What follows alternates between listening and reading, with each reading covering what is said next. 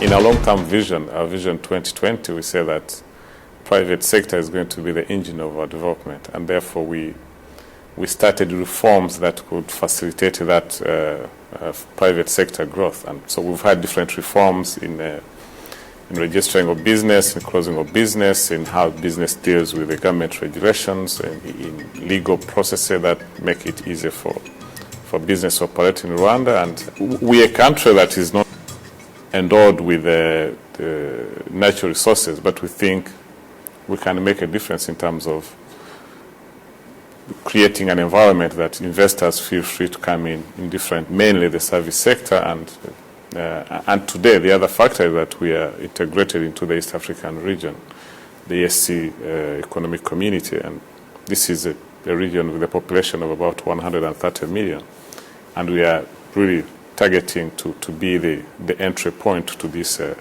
bigger part of Africa. You're positioning yourself as a hub, as a business hub for the region. Exactly. And it makes sense, no doubt. But what you're doing is, in a way, quite revolutionary for Africa, because you're taking away a lot of the red tape and the bureaucracy. Yeah. And that's why Rwanda's the success story, because it's easy to start a business there. Yeah, we have this commitment from our president. He says he wants to run his country like a CEO of a business organization. So that means a lot in terms of how we structure our business, how we deal with our customers. We are looking at whoever is coming to government for government services as a customer.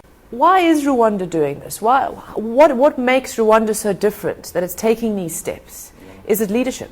Yes, because the leadership says why should we be poor, and why should Africa be rated as an unperforming continent? We say, if other countries have done it, why can't we do it? What about still the perception that when you type into Google, you go Rwanda, and what pops up? Genocide. Yeah.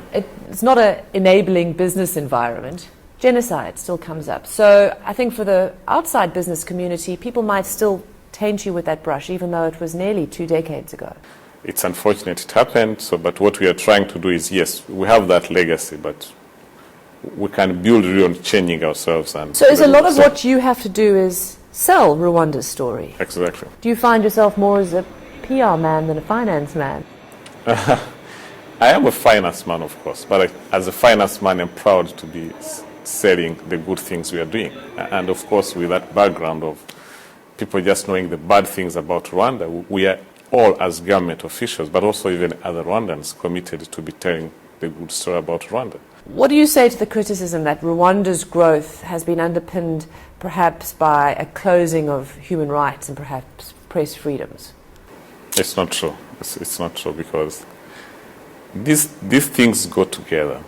When you look at the surveys being done in our country, the problem we have is you find this so-called human rights organization outside there making more noise about Rwandans' freedoms than the Rwandans themselves are doing. So when you look at the surveys around Rwandans on their confidence in their governments, more than 90%.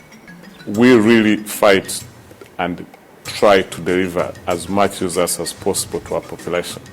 Issues to deal with corruption is zero tolerance to corruption. So that makes a big difference on how our people see us in government. They see us as people who want to deliver. So we are not just there to steal from the coffers of the countries. We are there to use any resources we get for the benefit of our country, of our population. And that's making a big difference in the achievements we are doing.